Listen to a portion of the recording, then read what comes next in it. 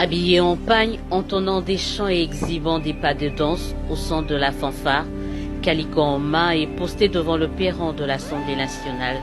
C'est ainsi que ces femmes ont voulu souhaiter la bienvenue à Salomon Kalonda Escadella. En effet, après quelques semaines de soins médicaux à Bruxelles, l'homme est revenu sur ses terres et a fait le déplacement du Palais du Peuple. Élu sénateur de Ensemble pour la République dans le Haut-Katanga, il est venu remplir les formalités d'usage en prévision de la validation de son mandat. Celui que d'aucuns surnomment les spécial dit placer son mandat sous le signe de la paix, l'unité et la réconciliation. Aucun développement ne peut se faire sans la paix, sans la concorde nationale, sans l'unité, et donc on en aura besoin. La population congolaise a assez souffert. Malheureusement, les politiciens parfois passent leur temps à se tirailler, alors que nous devons regarder la population.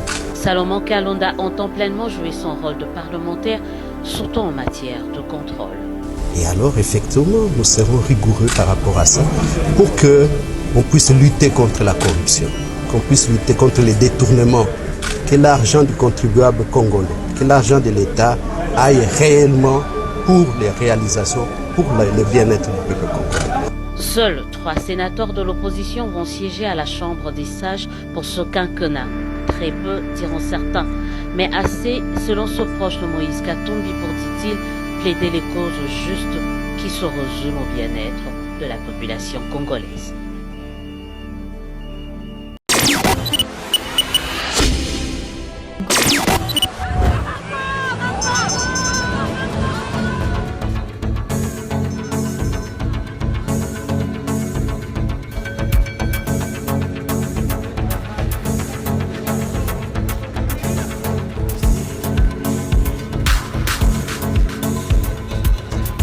Le président de la République, Félix Antoine Tshisekedi Tshilombo, a reçu en début de soirée de ce mardi Madame Arlette Soudan-Nonout, ministre du Congo-Brazzaville en charge de l'environnement, du développement durable et secrétaire exécutive de la Commission climat du bassin du Congo.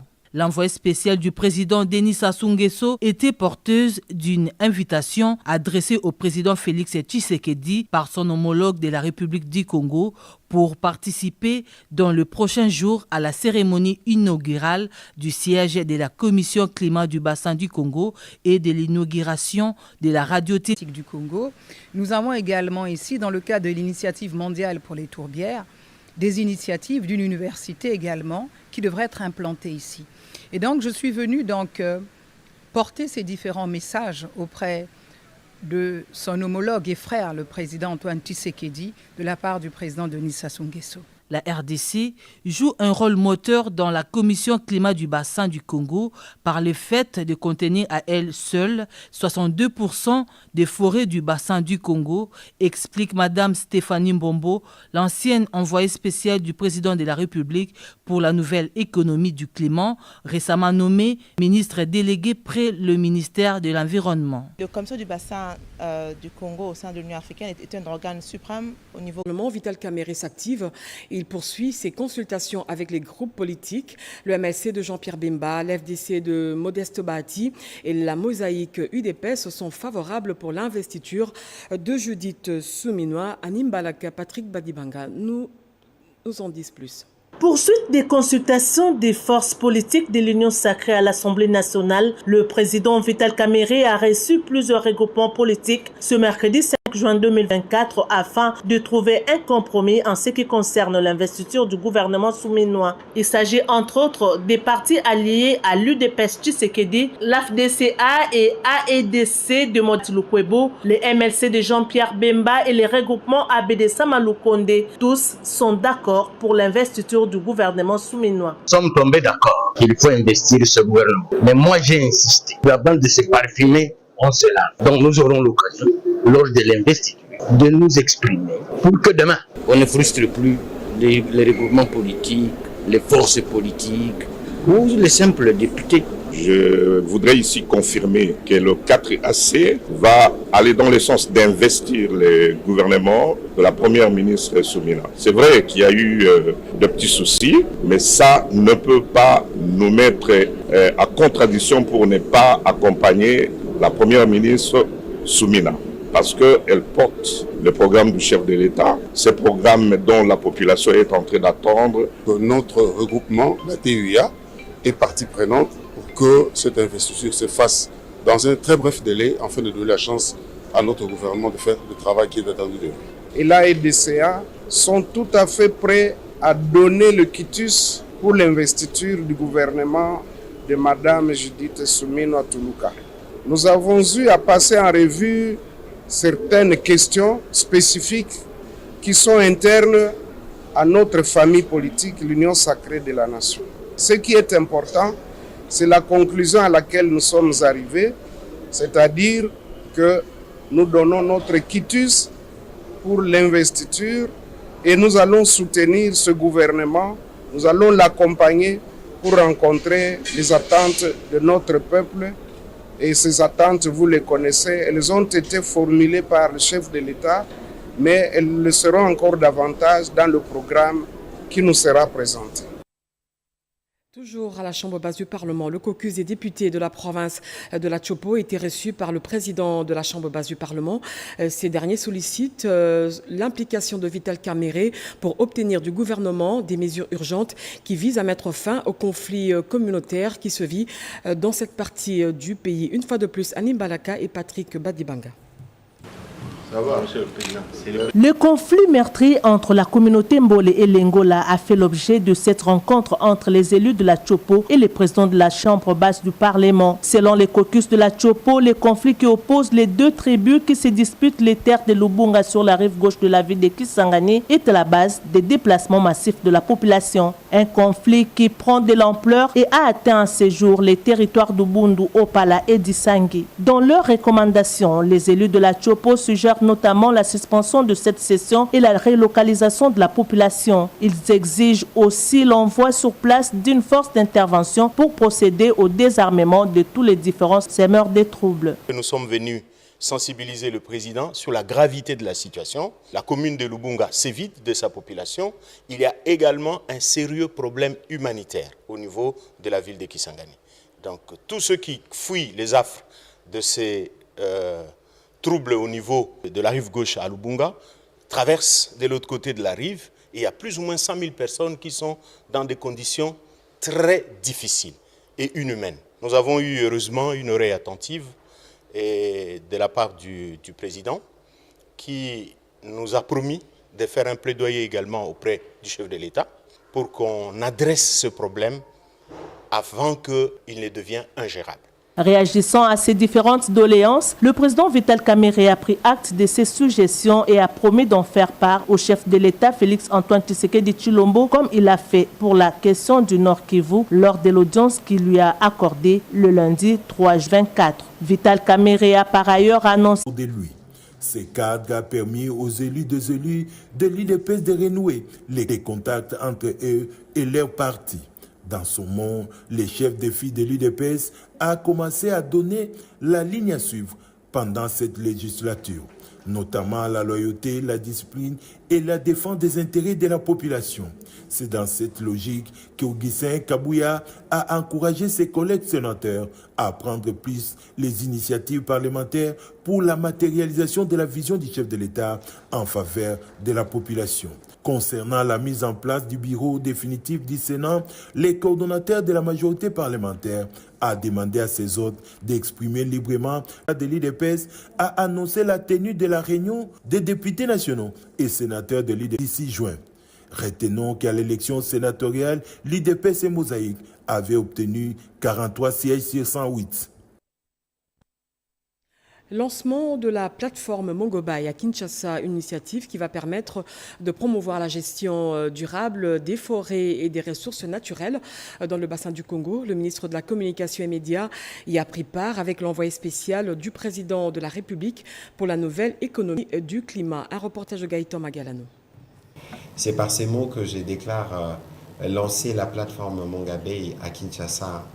Et je souhaite donc plein succès à la plateforme. Par ces mots, le ministre de la Communication et Médias, porte-parole du gouvernement, lance cette plateforme en Afrique centrale. Vous êtes au cœur du pays solution. Aujourd'hui, on parle de protection des climats. on parle de minerais stratégiques. Hier, on parlait d'uranium. Nous sommes donc un pays solution et nous travaillons comme gouvernement à trouver des solutions pour nos populations. Et les solutions pour nos populations, c'est aussi leur apporter la bonne information sur la compréhension des enjeux et de l'environnement qui nous entoure. Heureux de voir 2 ministres du gouvernement souminois participer à cet événement, le directeur Afrique n'a pas caché sa joie. Nous avons choisi la RDC, qui est un pays au cœur du bassin du Congo, pour faire ce lancement. Pourquoi? Parce que nous avons énormément d'espoir pour ce pays.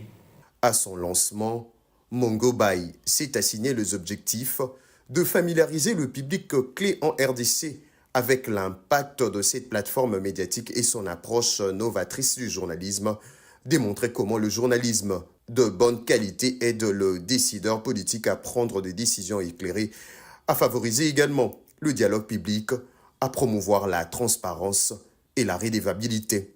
Mettre en avant le rôle du journalisme de solution dans la transformation du récit, inspirer les acteurs critiques à agir pour faire face aux urgences planétaires, notamment le changement climatique et la perte de biodiversité, spécialement au bassin du Congo et en RDC.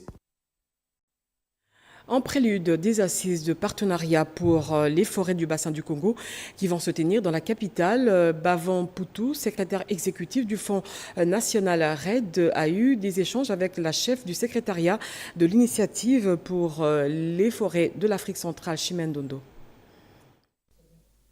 C'est une séance de travail dans le cadre du partenariat pour les forêts du bassin du Congo qui se tient à Kinshasa. D'un côté, Bertha Pesti, la chef secrétariat CAFI, et de l'autre côté, Bavon Tsampoutou, secrétaire exécutif du Fonds national RED. Des échanges entre les deux parties se sont articulés autour du partenariat, source des investissements diversifiés en RDC. Une belle réussite dans la région. Donc, il s'agit du plus gros fonds des Nations Unies dédié au climat et aux forêts. Donc, c'est exclusivement dédié aux pays de la région. Le fonds est actuellement capitalisé à 900 millions de dollars. À la question de savoir si les différents programmes contribuent à améliorer les conditions de vie des populations, le coordonnateur des fonds NARED explique. Ces programmes, en fait, devaient implémenter les différentes réformes mises en amont aux différents des ministères sectoriels. Et la deuxième fenêtre, c'est en rapport avec les financements des investissements RED+, de génération de crédit carbone. Et enfin, la troisième fenêtre, c'était en rapport avec le développement d'un grand programme national. Ce grand programme national, celui que nous appelons programme de paiement de services environnementaux, qui devait en définitive drainer des flux monétaires en faveur des populations riveraines aux forêts. Le fonds NARED dote le pays des lois forestières et d'une politique nationale foncière en matière de gestion agricole et gestion durable de forêts. Je l'ai dit au sommaire, la Journée mondiale de l'environnement célébrée le 5 juin de chaque année a mis un accent particulier sur la sensibilisation et la mise en lumière des actions en faveur de l'environnement. Plusieurs activités ont été organisées ici à Kinshasa, parmi lesquelles l'activité de l'entreprise All West Recycla qui a procédé au ramassage des déchets toxiques qui jonchent les rues de la capitale. Un reportage de Renette Koulonga et Chico Bipendo. Restauration des terres, désertification et résilience à la sécheresse, c'est le thème de cette année de la Journée mondiale de l'environnement. La société All West Recyclage de Olga Chibambe, directeur général, réaffirme son engagement de continuer à évacuer les déchets plastiques à Kinshasa dans les différentes communes. Aujourd'hui déjà, c'est la Journée internationale de l'environnement. On doit protéger l'environnement, on doit préserver l'environnement. Donc ensemble, on est venu pour lutter, pour ramasser, pour réduire la quantité de plastique qui se trouve dans l'environnement. Parce que le plastique n'est pas biodégradable. Ça veut dire que ça ne se décompose pas vite. Ça prend au-delà de 400 ans pour se décomposer. Donc quand on les jette dans l'environnement comme ça pollue l'environnement. Du coup, ça pollue le sol. On ne peut pas faire l'agriculture. Il y a l'insalubrité. Et puis, quand il y a la pluie, le plastique bouche les canalisations d'eau et ça provoque les inondations. Donc ensemble, on est venu pour lutter contre la pollution plastique et on ramasse les déchets plastiques et on sensibilise les gens aussi pour adapter le comportement responsable vis-à-vis de l'environnement. Donc quand tu utilises une bouteille de plastique, il ne faut pas le jeter dans l'environnement comme ça parce qu'il va polluer le sol.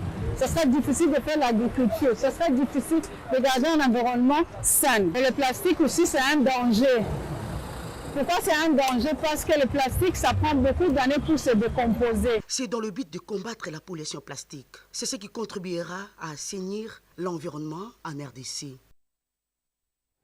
Le couvert forestier de la RDC doit être restauré. Set of Coloris, une ONG de la place, est déterminée à emboîter le pas au président de la République dans son programme d'1 milliard d'arbres à l'occasion de la Journée mondiale de l'environnement. Cette structure a lancé officiellement son programme d'appui à la restauration du couvert forestier de la RDC.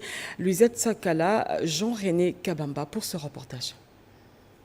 Restaurer le couvert forestier de la RDC, tout le monde doit y participer pour le bien de l'humanité. Les organisations non gouvernementales gérées par les anciens étudiants de l'UNIKIN se sont retrouvées sur la colline inspirée ce mercredi 5 juin 2024 à l'occasion de la Journée mondiale de l'environnement pour une coalition d'efforts. Le professeur Lapika Dimonfou explique le sens de cette rencontre. L'Université de Kinshasa est parmi les institutions qui ont mis un accent particulier sur l'environnement. Nous sommes là à l'invitation de Set of Colors Foundation. Et le principe environnemental dit, quand tu détruis un arbre, tu dois planter un autre. Et bien, c'est ce que nous sommes en train de faire ici. Pour soutenir les programmes du chef de l'État d'1 milliard d'arbres, l'ONG Set of Coloris Foundation s'engage à planter 100 000 arbres d'ici à 2030. Nous travaillons en synergie avec plusieurs structures qui œuvrent dans la même vision que nous, celle de promouvoir le développement de plusieurs secteurs, notamment les secteurs de l'agriculture, de l'environnement. À l'occasion de la Journée mondiale de l'environnement, Set of Color a lancé aujourd'hui son programme d'appui à la restauration du couvert forestier de la République démocratique du Congo. Il s'en est suivi la visite de la pépinière de 10 000 arbres à l'UNIKIN. La commission climat, environnement et développement de la Fédération des entreprises du Congo a procédé au lancement de la première édition du magazine dénommé La Minute Écolo. L'objectif est de renforcer la collaboration entre le secteur privé, les instances publiques et la population dans le secteur de l'environnement pour une meilleure capitalisation des atouts environnementaux en République démocratique du Congo. Marine Zeba et Benjamin Zinga. La commission climat-environnement des entreprises du Congo a lancé ce mercredi 5 juin au siège de la FEC la première édition du magazine La Minute Écolo. Ce magazine a pour objectif principal la présentation de la dite commission et sa vulgarisation. Il servira aussi de tribune d'échange entre les membres de la CCEDD afin qu'ils comprennent de manière collégiale les enjeux auxquels ils doivent faire face dans le domaine environnemental et par la suite être en mesure d'échanger avec les partenaires des instances tant nationales qu'internationales sur les prérogatives et missions qui leur sont assignées. Savoir que par exemple nous avons déjà signé un protocole d'accord avec l'Office congolais du développement durable par ricochet, donc on est avec le PNUD. Nous sommes en train de voir aussi d'autres partenariats avec le Programme des Nations Unies pour l'environnement. Nous avons des accords avec le Global Compact, UN Global Compact, et nous devons encore développer d'autres accords pour faire en sorte qu'effectivement nous soyons une plateforme lorsqu'on parle de réunions, de colloques, d'ateliers, d'échanges, où on parle de toutes les parties prenantes. La FEC et le syndicat patronal va pouvoir être en dialogue avec les différentes instances nationales et internationales pour pouvoir vulgariser au niveau du large public les informations liées aux préoccupations environnementales. Ce magazine sera un outil pratique pour cette commission de la FEC qui permettra de partager les éléments langage écologique, de les uniformiser pour parler d'une seule voix en RDC dans le domaine de l'environnement. Sécurité, l'atelier sur le mentorat des femmes dans la réforme du secteur de la sécurité et de la plaidoyer s'est clôturé ce mardi. L'objectif est de relever le niveau des compréhensions des femmes militaires dans la défense et la sécurité ainsi que les questions liées à la réforme de leurs institutions respectives. Un reportage de Nicole Cessep. Au terme de 2 jours de travaux, les participantes à cet atelier, essentiellement les femmes militaires et policières, mais aussi celles œuvrant dans les différents services de sécurité, disposent des outils nécessaires pour mener des actions de plaidoyer efficaces pour une réforme inclusive à tous les niveaux. Plusieurs exposés ont été présentés, notamment celui du commandant corps logistique des FARDC, le général-major Justine Chechi Mayou.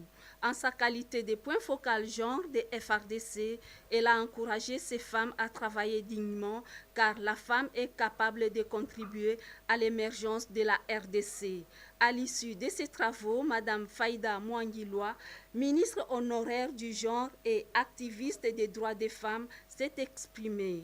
La réforme du secteur de sécurité, c'est une volonté de la population congolaise.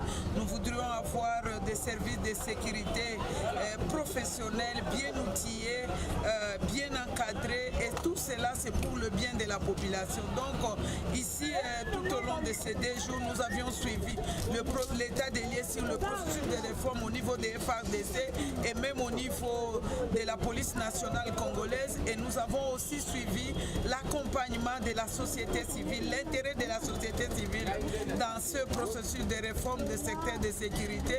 Nous comprenons qu'il faut vraiment un travail de collaboration et collaboration pour le mieux de la population. Cet atelier intervient dans le cadre des activités relatives à la réforme du secteur de la sécurité en République démocratique du Congo. Les épouses des militaires remercient le président de la République, Félix Tshisekedi, pour la nomination de Guilain Nyembo, ancien directeur de cabinet du chef de l'État, au poste de vice-premier ministre, ministre du Plan. Un reportage de Rikin Zouzi.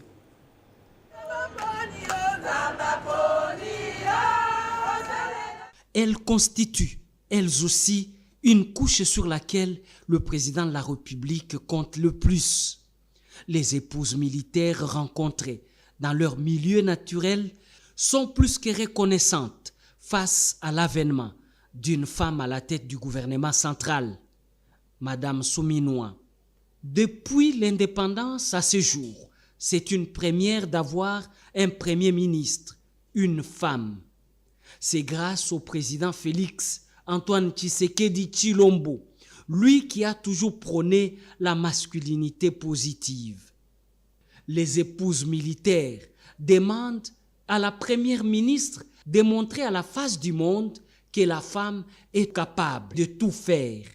Les épouses militaires gardent aussi un souvenir de notre reconnaissance au directeur des cabinets honoraires du chef de l'État, Guilain Nyembo, nommé vice-premier ministre au plan pour seconder la première ministre.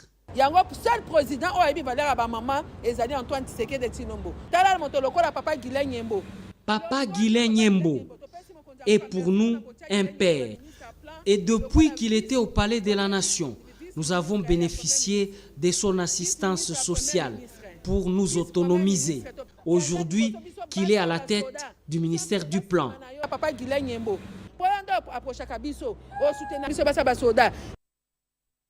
Et puis la feuille de route de la Commission nationale de contrôle des armes légères et des petits calibres a été adoptée ce mercredi. Tous les acteurs du secteur de la sécurité se sont retrouvés pour la validation de ce document biennal. Un reportage d'Edith Chala.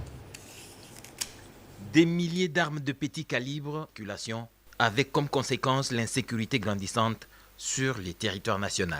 Pour maîtriser le mouvement de ces armes, le profilage et le marquage sont les activités principales de la Commission nationale de contrôle des armes légères et de petits calibres, dont le secrétariat permanent, participation de tous les services de sécurité. Je suis très heureux que ce service regroupe plusieurs ministères et plusieurs services de sécurité, que ce soit les FARDC, la police, que ce soit le service qui travaille dans le cadre d'antimines, dans la DGM, l'ANER, tous ces services qui travaillent dans le cadre de la sécurité.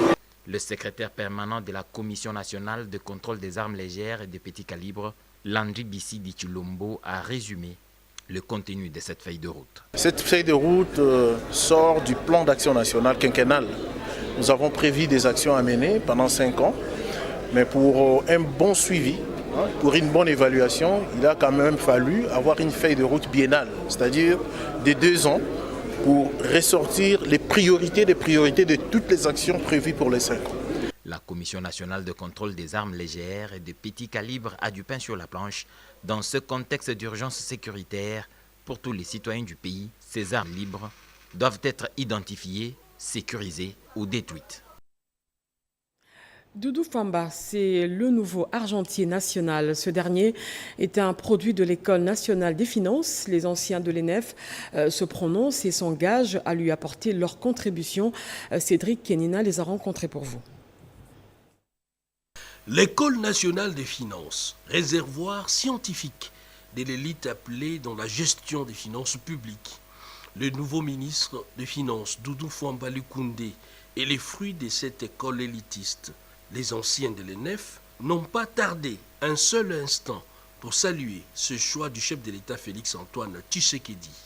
Excellence, Monsieur le Président de la République, c'est avec beaucoup de satisfaction que nous avons accueilli l'ordonnance signée par votre autorité, élevant l'un de notre en dignité en lui confiant la lourde charge de gérer les finances de la République. C'est ici pour nous l'occasion de manifester toute notre gratitude en votre Excellence en vous réitérant notre engagement à soutenir son Excellence Doudou Famba Likonde Libotei dans l'exercice de son mandat. Un accompagnement serait la meilleure des manières pour apporter sa pierre à l'édifice. Soyez rassurés, Excellence Monsieur le Président de la République, de notre disponibilité à accompagner l'heureux promis par l'expertise et connaissances dont nous sommes bénéficiaires et redevables envers la République dans nos domaines respectifs, à savoir budget et comptabilité publique, impôts directs et indirects, assurance, douane et accises, formation acquise à l'École nationale des finances, de surcroît l'école de l'excellence. Les anciens de l'ENEF restent donc persuadés que l'argentier national nouvellement nommé a des aptitudes pour assainir les finances publiques. Freddy Kita, acteur politique désigné ambassadeur dans la campagne sur le changement de mentalité, la cellule d'innovation et changement de mentalité s'emploie à intensifier ce concept. Un reportage de Cédric Kenina. Le changement des mentalités, un concept multidisciplinaire qui appelle à une transformation radicale de l'homme en phase avec les valeurs de sa société. En RDC, la cellule d'innovation et des changements de mentalité, CICM, est cette structure qui pilote la vie nationale en tant que gardienne des valeurs. Pour intensifier sa campagne pour le changement des mentalités, la CICM s'appuie sur des acteurs modèles de la vie associative. Et Freddy Kita Boukoussou, acteur politique, en fait partie. Ces derniers, après échange avec les coordonnateurs nationaux de la CICM, Jacques Kangodia, a été désigné ambassadeur dans cette vaste campagne. Il faut qu'on arrive à comprendre que le pays a besoin de se développer. Il faut l'agriculture, il faut je ne sais pas quoi. Mais tout le monde devient politique. Là, ça demande vraiment un grand nettoyage de cerveau. Le coordonnateur de cette coordination qui fait un grand travail et nous devons tous l'accompagner pour que la mentalité de l'homme congolais change. Le développement étant tributaire de la structure mentale d'un peuple, le civisme serait l'unique approche pour atteindre ses buts ultimes. Déjà, Freddy Kita, en homme de terrain, entrevoit être plus souvent en contact avec les Congolais lambda pour accomplir sa mission, celle de la moralisation de la vie, tant sociale à petite échelle que publique à grande échelle.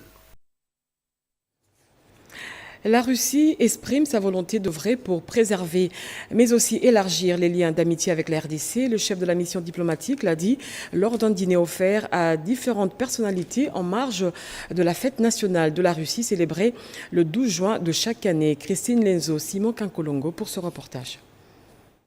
La Russie va célébrer sa fête nationale ce 12 juin 2024. Pour marquer cette date en RDC, l'ambassadeur de la Russie a reçu les Russes habitant la RDC, les hôtes de marque, tous partenaires et amis dans une fête organisée le vendredi 31 mai à l'ambassade. Le 12 juin, nous célébrons ces jours fériés liés à l'adoption en 1990 de la déclaration de souveraineté de la plus grande et la République centrale de l'Union soviétique, a dit Alexei Sentebov, ambassadeur de la Fédération de Russie en RDC, avant de renchérir que la Russie n'est pas seule, elle continue de consolider les relations avec d'autres pays du monde comme la RDC. Nous avons l'intention d'élargir le dialogue systématique avec la communauté internationale, en particulier avec les pays partenaires dont beaucoup proviennent du continent africain. Dans ce contexte, l'un des pays clés est la République démocratique du Congo. La Russie vient souvent à la grande porte. Alors, comme ce sont des gens qui viennent à la grande porte, pourquoi ne pas les accueillir?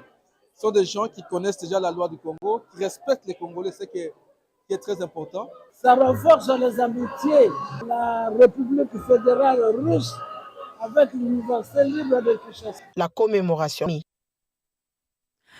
Polyhypocrisie, un nouvel ouvrage de l'écrivain Nicolas Kanyonga, dans lequel l'auteur décrit l'hypocrisie comme fléau silencieux et toxique qui impacte négativement les relations humaines.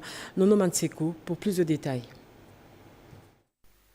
Polyhypocrisie, c'est le concept forgé par M. Nicolas Kanyonga qui en a fait l'intitulé de son ouvrage qui sera publié incessamment. Dans ses livres, cet avocat au barreau de Kinshasa et de Bruxelles considère l'hypocrisie comme un tueur silencieux de notre temps. En politique, il y a l'hypocrisie.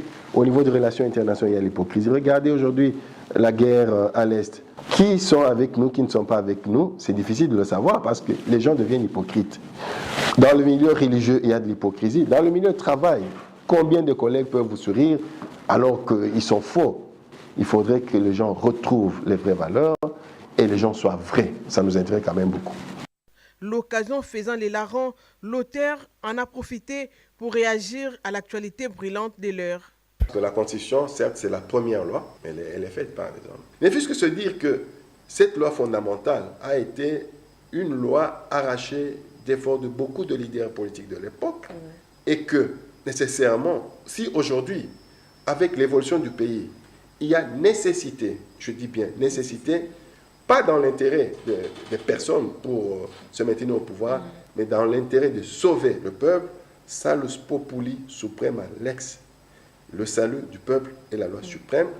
Pour Maître Kanyonga, les Congolais doivent entretenir des relations vraies, empreintes de transparence, gage de développement harmonieux de la société, car l'hypocrisie constitue un frein au progrès de la communauté. Et puis ces communiqués avant de boucler ce journal. La Cour constitutionnelle siégeant en matière de contentieux des résultats aux élections sénatoriales prononcera à son audience publique du jeudi 6 juin 2024 à 11h les causes ci-dessus.